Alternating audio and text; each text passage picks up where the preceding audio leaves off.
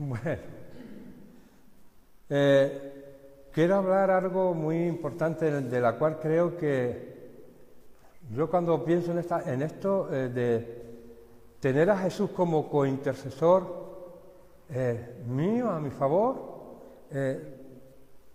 no me veo digno, no sé, de tener como compañero una cosa tan grande y tan maravillosa como mi Señor Jesús. Y la oración nos hace entrar verdaderamente en un compañerismo sagrado con Jesucristo, este hombre maravilloso, Hijo de Dios entronizado, allí en el cielo, porque Él está en el cielo, está entronizado, está en plena gloria. Y si Dios no hubiera revelado en su palabra que todas estas cosas, habría sido una blasfemia por mi parte sugerir siquiera que nosotros pudiéramos tener tal compañerismo. Una concisa historia de la iglesia primitiva bien podría ser el pasaje de Marcos, capítulo 16, versículo 20, donde leemos que nos ayuda el Señor, ayudándoles el Señor. Y más adelante las Escrituras llama a todos los cristianos en 1 Corintios 3:9 y en 2 Corintios 6:1 colaboradores de Dios. Somos colaboradores de Dios. ¡Qué privilegio! Pero claro, hay muchas formas de colaborar. Y luego nos quejamos de que no tenemos nada que hacer. Para servir al Señor no hay trabajo, parece ser. Pero hay un montón de cosas. Por medio de la obediencia podemos servir a Dios. Podemos servir a otros compartiendo su amor. Pero Él quiere tener un contacto muy especial con cada uno de nosotros, un estrecho contacto con nosotros, traernos a ese círculo íntimo donde podemos comprobar que su corazón late como un gran corazón que es, amante, entregado por esa obra que el Padre le encomendó en su día y que ha llevado a cabo, y mira qué fruto más precioso tenemos en esta tarde aquí, en esta reunión. Gloria a Dios por esto. Traemos a ese círculo íntimo con el Señor. Él nos ha creado con una capacidad muy especial y es que podemos hablar con Él, podemos contarles todas nuestras cosas y de tener esa comunión privada con Él, sobre todo como colaborador suyo, juntamente, estrechamente. Nos creó para que orásemos como Él ora. Y podemos preguntarlo, ¿por qué ora Jesús? Porque aparentemente no tiene ninguna necesidad. Él es el Rey de la Gloria. Como la Escritura nos dice repetidamente que Jesús oraba y que continúa orando y haciéndolo todavía por cada uno. Pero, ¿por qué es necesaria la oración para aquel que como dice Juan 1:3, creó todo el universo con su palabra? Y como dice Hebreos capítulo 1, versículo 3, que también sustenta todas las cosas.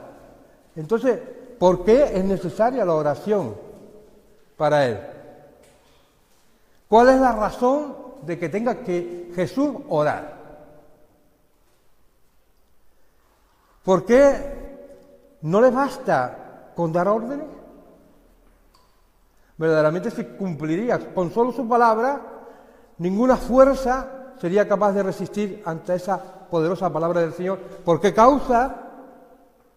Simplemente no los reprende, frena todo ese mal y consume Jesús simplemente con abrir su boca. ¿Por qué? Un día podemos estar seguros, segunda de Tesalonicenses nos dice que Él regirá con un cetro de hierro. Pero lo más que me impresiona es que en Apocalipsis 12:5 nos dice que nosotros con Él, juntamente con Él. Pero en este tiempo, Cristo ha escogido gobernar el mundo mediante la intercesión, mediante la oración. Cristo lo ha escogido así.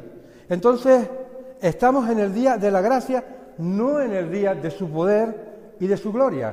Aunque vemos manifestaciones de poder y gloria y gracia del Señor, pero no estamos en ese momento. Jesús ha sido ya entronizado. Jesús ya está a la diestra del Padre. Y podemos preguntarnos, ¿qué está haciendo allí? Y tenemos que tener claro que Él está reinando. Pero ¿cómo reina? No por medio de un cetro de hierro ni una vara de hierro, sino por medio de la oración, de la simple y sencilla oración. Incluso antes de su muerte y de su resurrección gloriosa, cuando advirtió anticipadamente a Pedro que Satanás había pedido a los discípulos para zarandearlo, dice como a trigo, lo dice Lucas, ¿no?, en el capítulo 22. Jesús no dice en este pasaje, voy a detener a Satanás para que no los moleste. No. Jesús le dice, voy a rogar por ti, para que los sostenga, para que sean fuertes. Jesús reina mediante la intercesión. En la actualidad Jesucristo está sentado a la diestra de Dios Padre.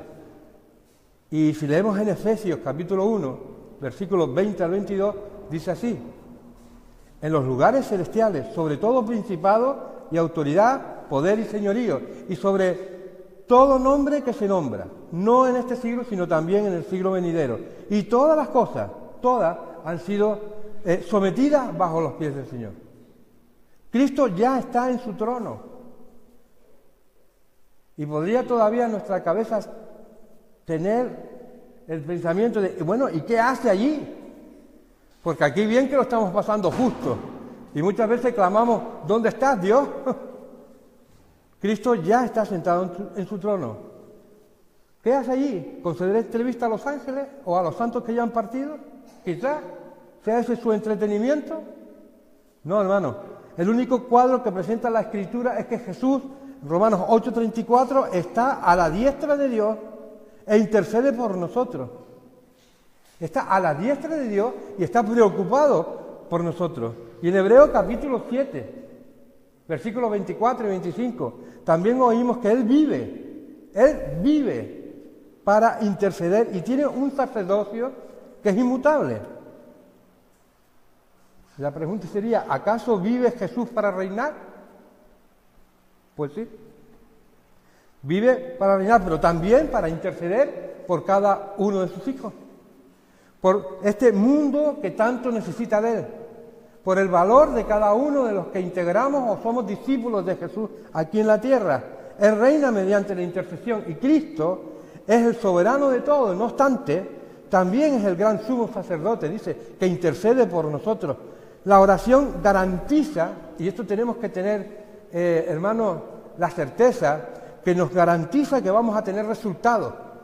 La oración nos garantiza que vamos a tener bendiciones de parte de Dios, no lo dudemos nunca. Dios va a bendecir, Dios va a dar resultados a todos nuestros esfuerzos. Y mientras Cristo ora, puedes estar tranquilo, porque Él está bendiciendo. Él es el intercesor y Él es el que da las bendiciones.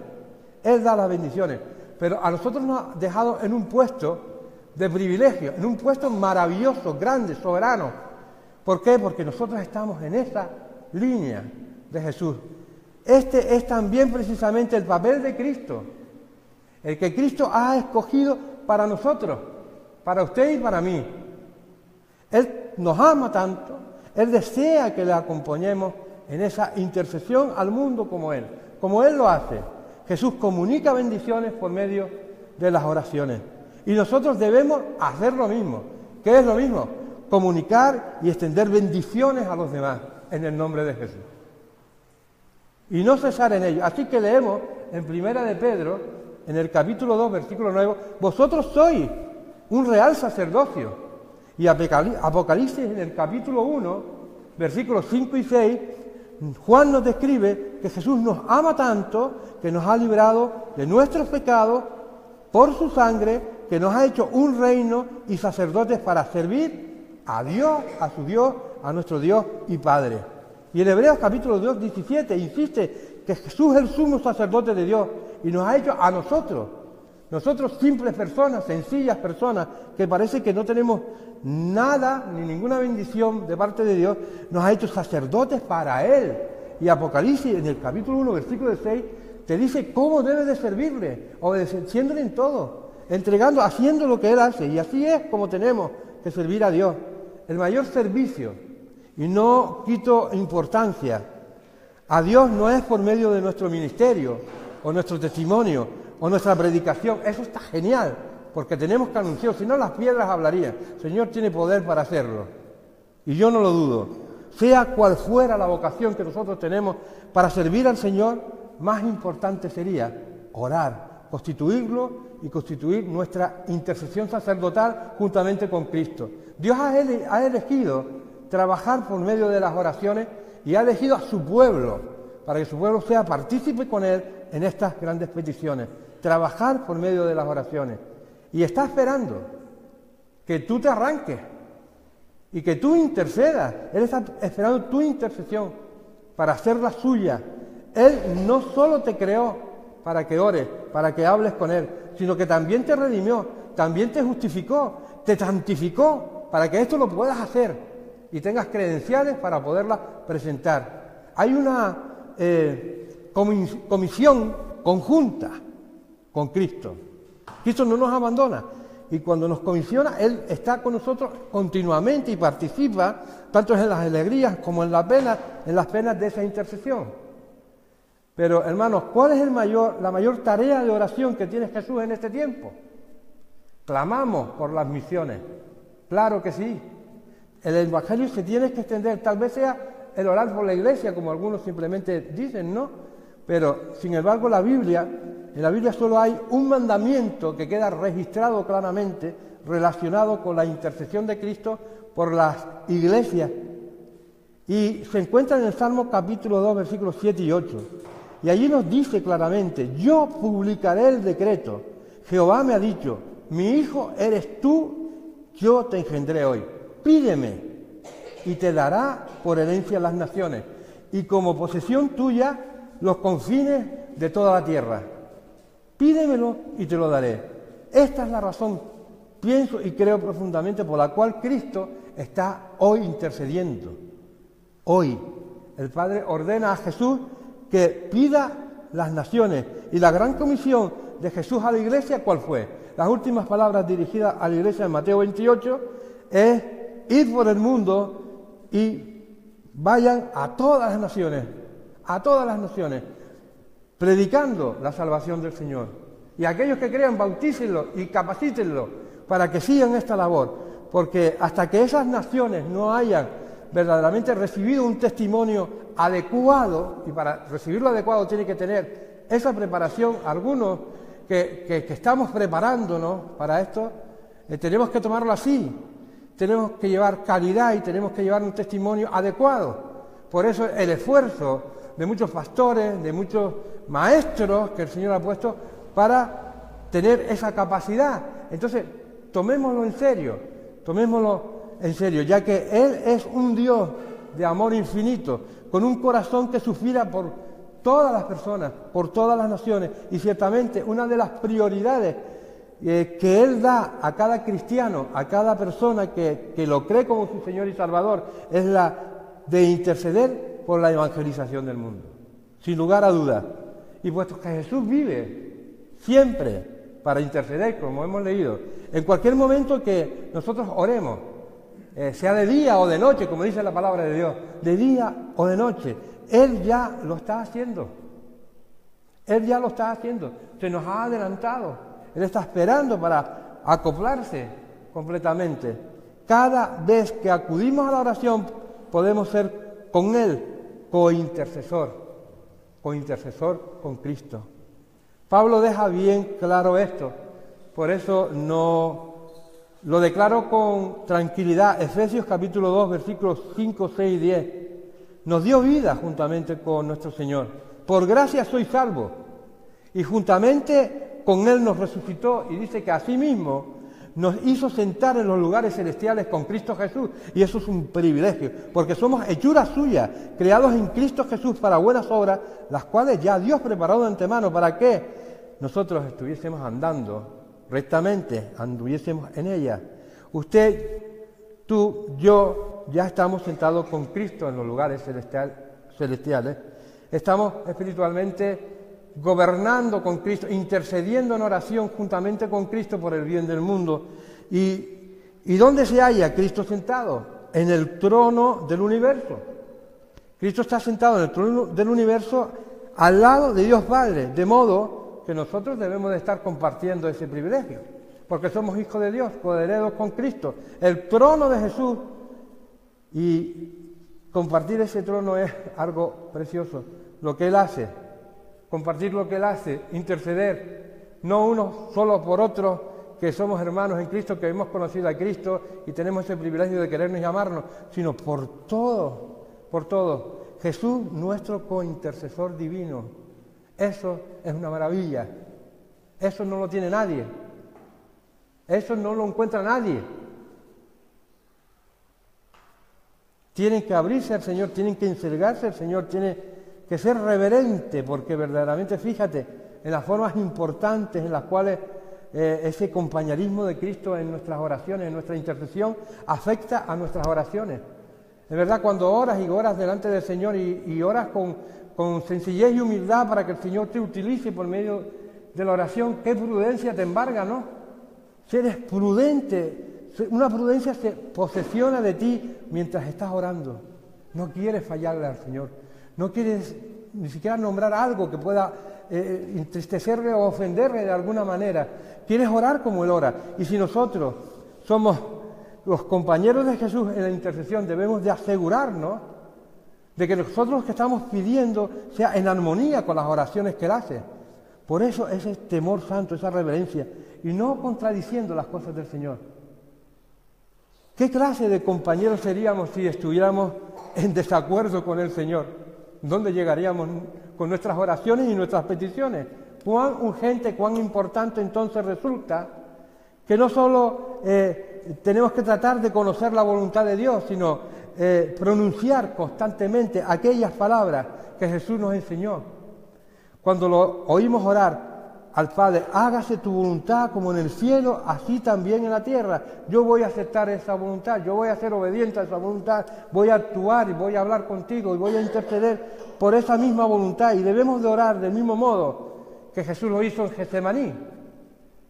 La gente que han estado allí en Jerusalén, me imagino, ese privilegio de estar allí, eso tiene que romper montones de rayas quebrantadas en nuestro corazón y haberlos puesto derechas. Pero debemos de orar como Él. Señor, no sea como yo quiero, sino como tú quieras, en exclusividad, como tú lo desees. Y esto proporciona esa firme confianza en nuestra oración. Si oramos para que la voluntad de Dios se lleve a cabo y unimos de ese modo nuestra oración a la intercesión de Cristo, como dice Hebreos 10:22, podemos acercarnos a Dios con una tremenda certidumbre de fe. Y Efesios 3:12 dice, en quien tenemos esa seguridad y acceso confiado por medio de la fe en Cristo. Si Jesús y nosotros estamos orando juntos por un cierto tema, ¿existe alguna duda de que Dios nos oye? Creo que no. Y en una ocasión, mientras Cristo oraba, mencionó en Juan 11:42 que Él sabía, cuando estaba clamando, que Dios estaba ahí, que Dios le estaba escuchando. Y la palabra de Dios acumula garantía tras garantía con el objeto de alentarnos a nosotros para seguir con esta firmeza. Y esta es la confianza que tenemos en Él, que si nosotros pedimos alguna cosa conforme a la voluntad del Señor, el Señor nos oye. Y si sabemos que Él nos oye, dice, en cualquier cosa que nosotros pidamos, nosotros sabemos que tenemos las peticiones de nuestro corazón. Las peticiones que hayamos hecho a Dios. El siguiente versículo indica que el Espíritu Santo tenía en mente en un modo especial nuestras oraciones. Nuestras oraciones por otro, es decir, nuestra intercesión por el mundo, por lo que nos rodea. Supone un gran incentivo que perseverar en la oración. Jesús no solo nos indica, sino nos insta a que no dejemos de orar nunca, ni se da por vencido hasta que no nos demos por vencidos hasta que hayamos la respuesta de parte del Señor. Si nosotros estamos orando de acuerdo a la voluntad de Dios y como a Él le agrada, y su oración o mi oración no ha sido contestada, o creo que el Señor todavía no nos ha respondido, podemos tener la certeza de una cosa, que Jesús todavía sigue aún intercediendo por esa necesidad.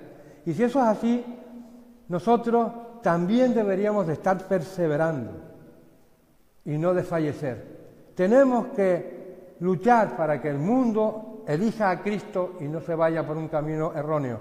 ¡Qué historia tan asombrosa! Hay una historia en Lucas capítulo 18, versículo 1 al 8. Nosotros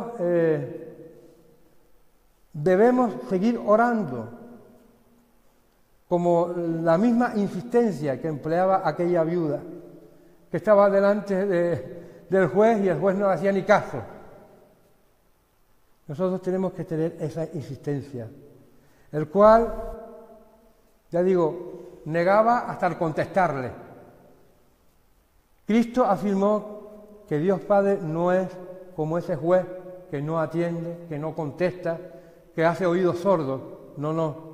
Pero que nosotros sí deberíamos ser como esa viuda, insistentes, perseverantes y llenos de ese amor y gozo que el Señor nos da para aguantar y soportar cualquier situación en la que podamos encontrar. Además, tenemos un sello y una firma tremenda, y con esta parte quisiera concluir, tremenda, y es que tenemos el amén con nosotros. El Dios del amén, lo llama la Biblia. Tenemos un cuadro maravilloso de Jesús en su papel de cointercesor. Apocalipsis 3:14. Dice, he aquí el amén, así sea. Dice esto, Jesús te oye, te responde en el momento, así sea, que esto se cumpla. Y Él se une a tu oración, dando a entender que Él es el amén. ¿Qué significa esto? Pues en el hebreo, Isaías 65:16, llama a Dios el Dios del amén. Llama a Dios el Dios del amén. Y en sentido original de dar el amén es reconocer que alguien es formal, de que alguien es veraz, que alguien es digno de confianza, que es alguien que podemos nosotros depositar toda nuestra confianza en esa persona.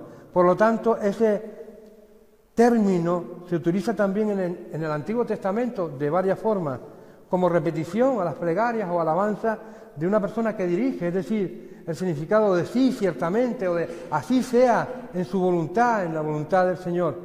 Y el Salmo nos llena de esa búsqueda de la voluntad de Dios. O como el asentamiento de un oidor que es obediente a un decreto, que un alto mando y de resolución real nos habla y nos ordena.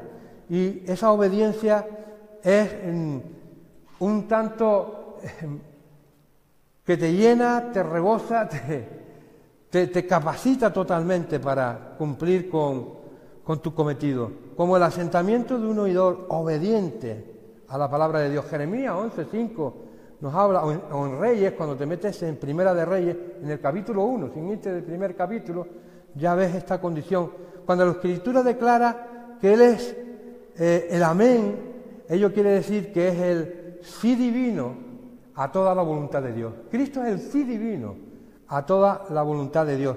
Y a las oraciones de su pueblo, claro que sí, siempre estas concuerden con la voluntad o dicha voluntad de Dios. Dice Segunda de Crónicas 1:20 estas palabras, porque todas las promesas de Dios son en el sí y en el amén por medio de nosotros, para la gloria de Dios, buscando la gloria de Dios, siempre. Ahora, ¿qué tenemos que hacer? Tenemos que dejar que la gloria total del cielo pueda bajar hasta nosotros. Y esto no es una barbarie ni una locura. En términos humanos descriptivos, Jesús está sentado en el trono a la diestra del Padre, y nosotros, que compartimos dicho trono en el Espíritu, nos hallamos al lado de Cristo. Y nosotros, al interceder, según la voluntad de Dios, ayudados por el Espíritu Santo, que mora en nosotros, que mora en nuestro interior, y que intercede por nosotros mismos y por medio suyo a favor de otros, se vuelve hacia Jesús y hace un ruego para la gloria del Señor y por amor a Él. gracias a esa autoridad en Cristo, esa autoridad que nos reviste en Cristo, nosotros podemos extender esa petición a Jesús. ¿Y qué hace Jesús? Escoge esa petición y la une a la misma, su poderosa intercesión, y se vuelve hacia el Padre para presentarla como una oración de ambos en común. Lo de Jesús, la de Jesús y la suya. No, una misma oración, un mismo ruego, un mismo sentir, no cambia nunca. No hay otro cometido. Él nos comisiona para que el gobierno de Dios en oración e intercesión sea efectivo al 100%. Nos capacita, nos ayuda, nos hace necesarios, nos hace sentir útiles, nos hace sentir vivos. Cristo nos ama y nos prepara, Cristo sella la intercesión común como su real decreto, amén, ya que Él es una esencia misma de ese amén entronizado en la gloria de Dios. Por ser quien es, simplemente, por ser quien es, por lo que realizó en el Calvario, como hemos cantado también, y porque concuerdan con nosotros en las oraciones. Jesús es el amén soberano a las intercesiones que nosotros podamos compartir y presentar delante de Dios. Yo creo que no ha llegado el momento de cantar esa doxología, de hincarse de rodillas mientras nos unimos con los seres celestiales que saltan en adoración, santo, santo, santo. Llegará ese momento, Ainhoa, llegará ese momento y vamos a ser privilegiados de estar ya en la presencia de Dios. Pero, ¿qué es el hombre? Y esto voy a leer varios salmos. ¿Qué es el hombre? Salmo 8:4, para que tengas de memoria el Hijo del Hombre para que le visite. ¿Qué somos para tener esta gran bendición de parte de Dios? El Salmo 144:3 nos dice: oh Jehová, ¿qué es el hombre para que en él piense? O el Hijo del Hombre para que lo estime. Cómo el Señor nos da estos regalos preciosos de poder tener esta libertad de estar juntamente con Él intercediendo al Padre. Oh profundidad, Romanos 11, 33 y 36, oh profundidad de las riquezas, de la sabiduría, de la ciencia de Dios. Y podemos exclamar: cuán insondables, oh Dios, son tus juicios, cuán inescrutables, Señor, son tus caminos. Esto es lo que quiero para mi vida. ¿Por qué? Porque de Él, por Él y para Él son todas las cosas. Hermanos, a Él sea la gloria por todos los siglos. Amén.